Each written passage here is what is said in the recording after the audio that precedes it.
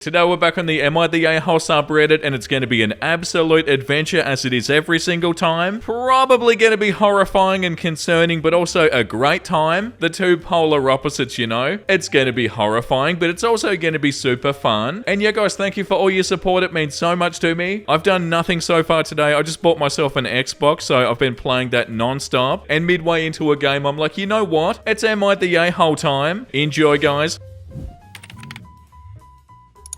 Am I the a-hole for laughing when my son came home from meeting his girlfriend's parents because he chose to behave like he does at home? My son burps a lot while eating. I've tried telling him multiple times that it's rude. I've told him to slow down so he doesn't swallow air with his food. I've told him that it's disgusting. My wife will instantly jump in to defend him. She'll say that's just the way he is, and it's not his fault. The thing is, he can control himself when I remind him. He just chooses not to. He just went on a date with his girlfriend last night and she tore him a new a-hole. It was his first time meeting her parents since they live in another city. They went out to a fancy restaurant and he burped it all the way through supper. Oh my god, what? He came home almost in tears from her chewing her out for behaving like a jackass in front of her family. I heard him telling my wife about it and I laughed. She asked what was so funny and I reminded them both that I had tried dozens, if not hundreds of times, to teach him table manners and he rejected them and she protected him. I said that now he's a grown man and he had to learn the hard way. They both think that she overreacted and that I'm an a-hole for being amused by this. No, you're not 100%. Definitely not the a-hole. Like you said, you tried to tell them so many times. And yeah, who would have thought that burping all the way through a meal is a bad idea? And the idea of them doing that and thinking it's okay is sort of funny. The top comment says, not the a-hole, I also laughed at this. How old is your son? Doesn't matter either way, there are times for this behavior. Dinner at a restaurant is not one of those times. Girlfriend did not overreact. Hopefully he learns a valuable lesson from this. And OP responds and says 22. Oh my god, that makes it even better. They're 22 acting like this is okay. Yeah, oh my god, they need to learn that they can't do this. And yeah, of course, your wife needs to stop defending them. You know, nobody's an a-hole in this situation, but yeah, they need to know they can't do this. And yeah, that's 100% right. The girlfriend did not overreact. And also, they said in this and in a comment that he is able to control himself when they tell him to. So yeah, maybe don't burp all the way through a dinner. What a beautiful start to the video. Am I the a-hole for saying not again and not being happy for my daughter's pregnancy? I wrote this on my phone. My daughter got pregnant the second year into college and it was not a good time. My husband and I stepped up so she could finish college, which she did. She just graduated and just got a job. The problem is at the moment she cannot afford childcare or rent since her job kinda sucks. We're hoping she'll be able to move out by the end of the year, and she told us today that she is pregnant again. When she told us, I said, not again. She asked if I was happy for her and I told her no, that we will not look after another kid, and we already wanted her to find her own place by the end of the year or next summer at the latest. She's pissed at us and we got into an argument and she thinks we're a-holes. Yeah, right, but they're relying on you to look after the kids, aren't they? Do I have short-term memory loss? Yeah, they said we were hoping she'd move out by the end of the year because they're helping him out with their kid right now. The top comment says, maybe unpopular, but not the a-hole. You helping with childcare is a privilege, not a right, and you already did well by her with her first kid. It's selfish to keep having them if you rely on other people to pick up the slack and your responsibilities. Yeah, and that's not an unpopular opinion that has 30,000 upvotes. But yeah, of course you'd want them to be happy for you and excited for you, but not if you're relying on them to look after them. That's just irresponsible. Am I the a-hole for telling one of my daughter's classmates' mums to F off about what I put in my daughter's lunch? No names in this are real. For some context before the story, I, 38 female, cook Asian foods pretty often for dinner, and for my daughter Lily, 7 female lunches at school. This is because my family enjoys these foods. I like to cook these foods, and my mum cooked a bunch of these foods growing up since she's half Japanese. Oftentimes I'll either give my daughter some leftovers from last night's dinner plus a fruit or veggie and a snack, or I'll make her a quick bento box or some other thing really quick. So after school one day, my daughter wanted to play on the playground for a bit before we went home. I said that she could play for a few minutes and she ran off to play. I was waiting next to this other parent who we'll call Deborah. While I was waiting, Deborah came up to me. Deborah, are you Lily's mother? Me? Oh yeah, I am. Why? Deborah, well, your daughter's lunches have been bothering my son, and I'd like to ask you to pack something else. Me? What? How were they bothering him? She then started talking about how her son was complaining about my daughter's lunches smelling terrible, and that he thought it was disgusting. She also said her son didn't eat most of his lunch because he was so grossed out. Me? Okay, I understand your son doesn't like the smell, but can't he just sit somewhere else? Deborah, are you kidding me? My son shouldn't shouldn't have to put up with whatever crap you make your daughter bring to school. It's disgusting. And she started making more vaguely racist comments, but I was fed up at this point. Me, listen, I understand your son might not like my daughter's food, but he can very easily just not sit next to her. I'm not changing what's in my daughter's lunches because you and your kid don't want to exist near Asian food. F off. She angrily stomped off with her kid then, and my daughter finished playing soon after, so we went home. I talked to my husband about it, and he said that maybe I shouldn't have told her to F off to avoid her bothering us in the future. Am I the a-hole? No,